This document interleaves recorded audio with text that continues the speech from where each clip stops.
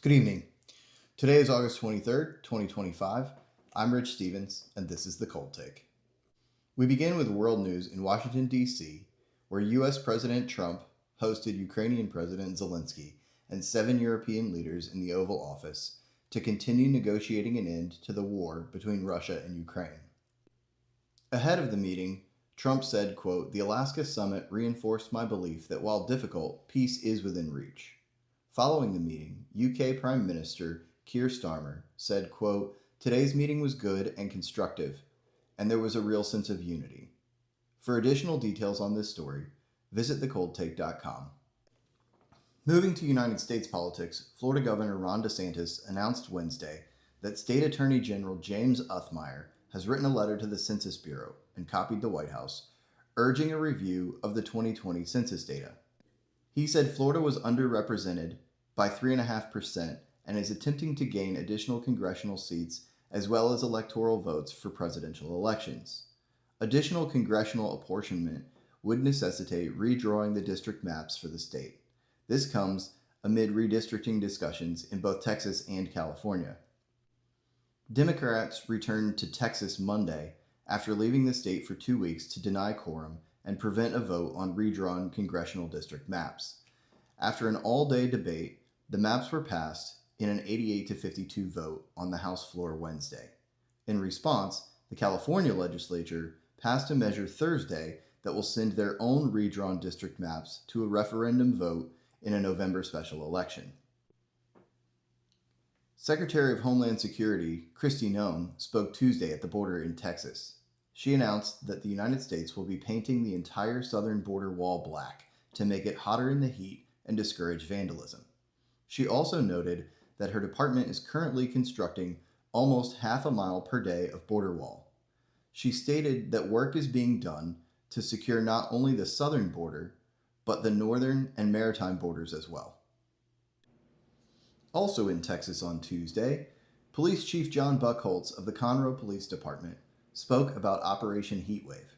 Conducted August 4th through the 8th, U.S. Marshals assisted Conroe Police and Montgomery County Sheriffs to track down fugitives in the county. The operation resulted in 71 arrests and 91 felony warrants cleared over the 5-day period.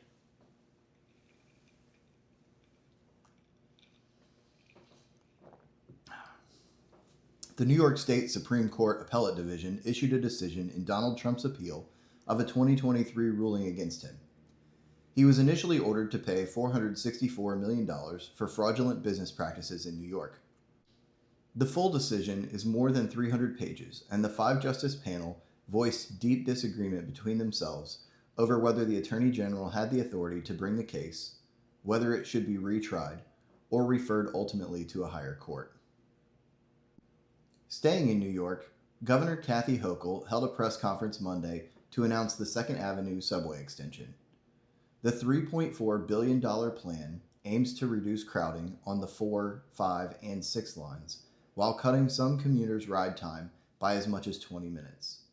Hochul said, quote, "This project hopefully will restore people's faith in our capacity and our desire to get the big transformation projects done."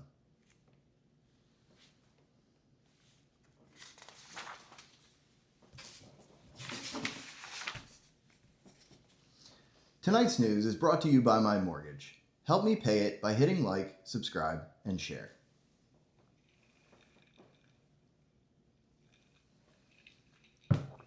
Moving to Los Angeles, Jasveen Sangha, the 42-year-old, known as the ketamine queen of North Hollywood, agreed Monday to plead guilty to 1 count of distribution of ketamine resulting in death, 3 counts of distribution of ketamine, and 1 count of maintaining a drug-involved premises. The charges stem from the October 2023 death of actor Matthew Perry and carry a potential maximum sentence of 65 years. Hurricane Erin, the first Atlantic hurricane of the season, also became the first major hurricane of the season. While it did not make landfall, coastal Carolina, New York, and New Jersey experienced significant flooding and erosion.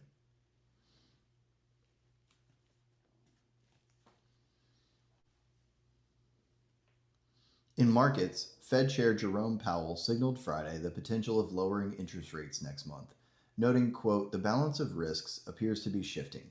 He also referenced a softening labor market in which job growth has slowed, but unemployment has not increased substantially. To watch or read his full statement, visit thecoldtake.com. On the back of his comments, markets rebounded from a week of losses. The Dow Jones Industrial Average closed at 45,952, a 1,000 point gain over the last week, and climbing nearly 900 points on Friday alone. NASDAQ lost 126 points on the week, but erased large losses with a 406 point Friday gain, landing at 21,496. The S&P 500 finished 17 points in the black after recovering from a midweek slump with Friday's gains. It closed at 64.66. And gold held more or less steady, closing at 33.70. Finally, in sports news, the Little League World Series will wrap up tomorrow. Some notable games this week were the Tuesday night matchup between Sioux Falls, South Dakota, and Bonnie Lake, Washington. Led by pitcher Maxon Snoozy, who recorded 10 strikeouts in a row on the way to 14 total, Sioux Falls defeated Bonnie Lake. The next night, the South Dakota squad took a commanding lead in extra innings. Tied at 1, the Sioux Falls boys exploded with 5 runs, including an RBI double from Snoozy. They would watch that lead disappear and lose to South Carolina in a walk-off single to right field. Tomorrow's final is at 3 p.m. on ABC.